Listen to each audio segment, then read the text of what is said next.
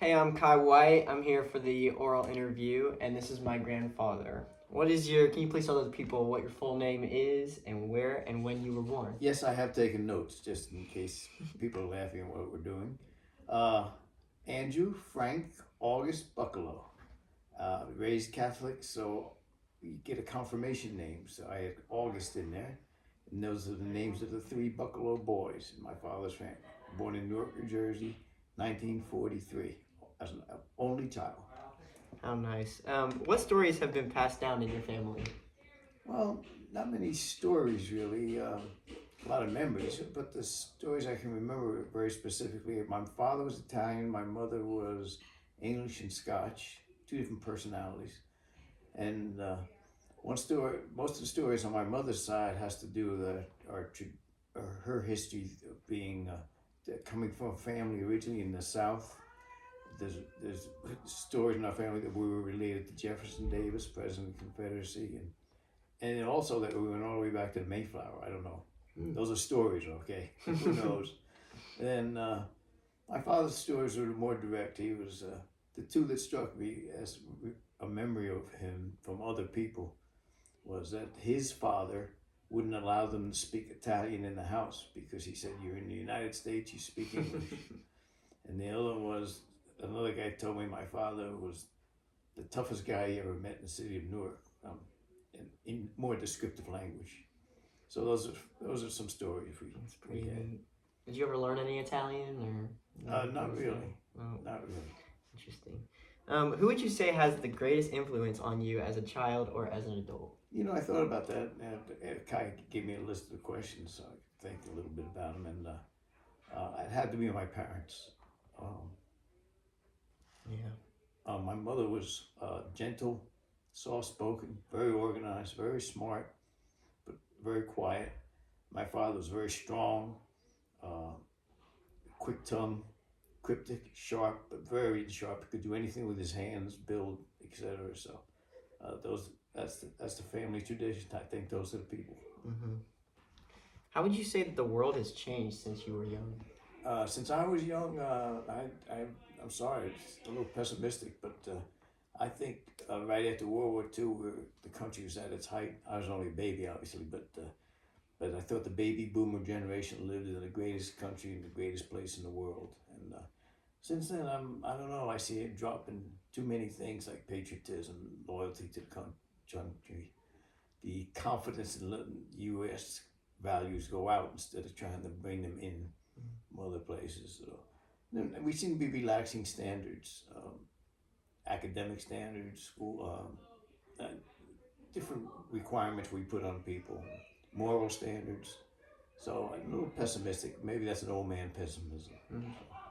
So a little bit smaller of a point of view instead of the world. How about your community? How's your community changed from when you were a kid to now? It's hard to say because the community is, I don't know which community I have. We've lived in New Jersey for a long time, and then traveled with Exxon different places, um, and then lived in Texas since 1982. So it's how long is that? I can always do the math. 41 years. Did I do that right? Or something like It's a that. long So, time. but clearly everything, even my profession and community, the biggest change I've seen has been the technology. Mm-hmm. It's a whole new world with phones and communication, and for pro and con. The con I think is the isolation of people from other people, and the pro clearly is the thing you can achieve, do, learn, look up. I'm not sure I can get home without Google Maps, Yeah, so it's really been a change. it definitely has. We went from nice paper maps to just looking Oh things yeah, up on our phone, and we can just get wherever we want. and I always need a map anyway. So. Yeah. So you talked about how some part of your name was Catholic, something like that, right? Did you say that?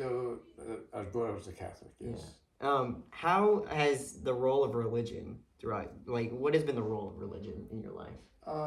It started out with very formal Catholicism, which is basically memorization, the things you do, you get rewarded, and confession, all those things. And it's morphed into just a belief in the Bible, a much more fundamental belief in Jesus and God, and and as an influence, it allows me to see other people with more compassion and try to bring the same values I have to them that the Bible has given me. So, very very influential. Did that transition from like Catholicism to Christianity, did that change like as a family whole point of view, or was that just you? No, that was just me. After and my no, I shouldn't say that. Kai's grandmother had a big influence on that, and because she saw it earlier than I did, and when we got married, it was, believe it or not, very unique to have a Catholic marry a Protestant at that time. But our church was a little progressive and allowed my wife's pastor to be on the altar with us, so that was unique. So. That's very cool. Did you have any hobbies growing up? Almost everything I can remember were sports and technology. I was an active thinker. I always loved math and things like that. Sounds kind of bookish, I guess. And sports has been right in the middle of everything. Love participating and watching. Absolutely. How have those hobbies and interests changed over time? Well, this body has confined me for one thing. So the things I can do have changed a lot.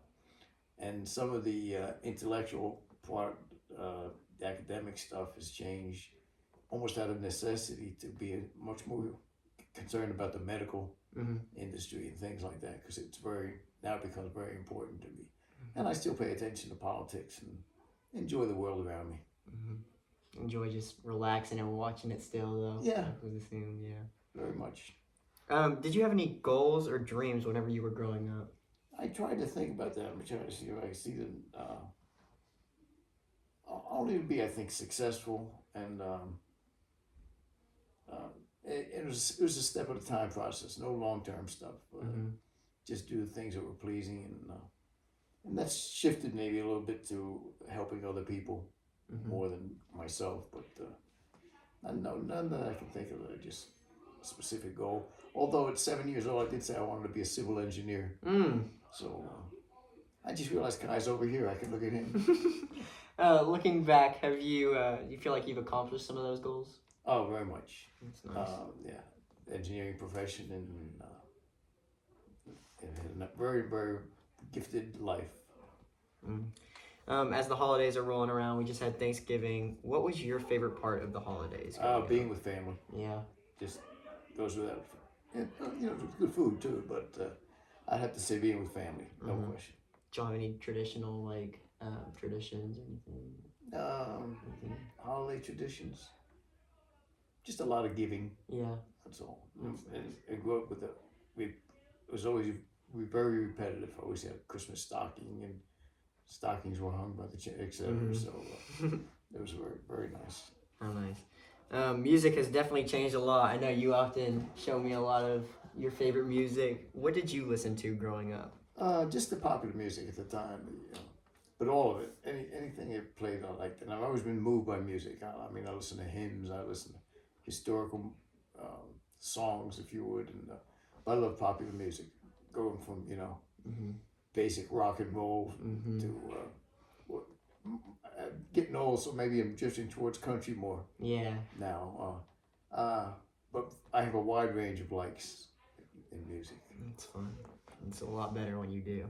You can just listen to anything whenever it's on. Enjoy it all. Yep. We talk about how you really enjoyed the sports side of everything. Do you remember any large moments that you remember watching on TV, whether it was sports, just any like news? Oh, it wasn't news. When I read the question, my reaction was just to remember unfortunately, big newsworthy items. And the two that come to mind were the assassination of John F. Kennedy and the World Trade Center issue. Those are the two things I can remember specifically watching, specifically watching on television or hearing on radio to start with. You remember where you were and how it felt? Yes, to the moment. And in both cases, it was impactful, you could, with disbelief, I guess is the word. And so that's what I can remember. Of course, I watched all the other sports stuff. Most definitely. Dang. That's hard to see, too. What would you say your most impactful job was? Well, I only had real job, but that was worked with Exxon as an engineering and kind of engineering management. Mhm. And so I think the management piece, influencing other people, being able to direct people, and I worked with a terrific group of people and did some really super things, if I do say so myself. But yeah, to quote the famous Gandhi, I go to was. You had to interrupt the conversation. He goes, "Oops, there go my people. I'm the leader. I must go now." That's how I always felt with the engineers. They That's knew cool. more than I did, so Yeah, I was just holding the reins. that's really cool. What was a typical work day for you in Exxon? Early, and I mean, get up at 5:30, out of the house by 6, and come home at 6:37, and bring home work and work on the weekend. So Mm. just a hard working job. I'm sure you were still able to make time for those kids of yours, though. A few, even grandchildren eventually came. Mhm. How great are they, you know? Oh, they're terrific. Boy, I wouldn't trade them for anything. Maybe a pizza or something. How long did you have that job? We figured out. Let me see, 40 years even. Mm. Oh, no, 30 years only. 1969 to 2000. So same as 72. Only 30 years. Then I was fortunate enough to retire early. Very nice. It was a good job. Incredible. To this day, what lessons have you learned all throughout your life through just the people around you, just your job, everything? Well, from the job, I think I learned that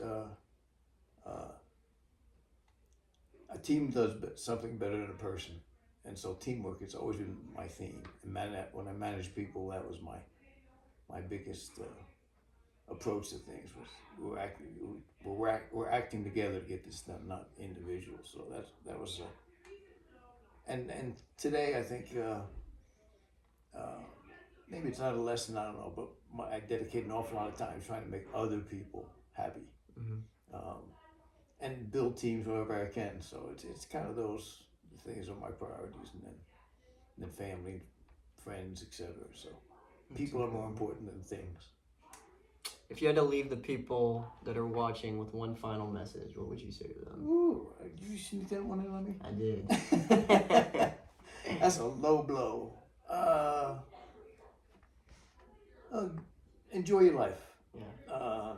You only have one chance to go around and make the best of it, but work hard at it. Get traditional or whatever you call them values and stick by them, and just work hard and enjoy the people around you and love your family and God. So that's it. That's great. Thank you so much for your time today.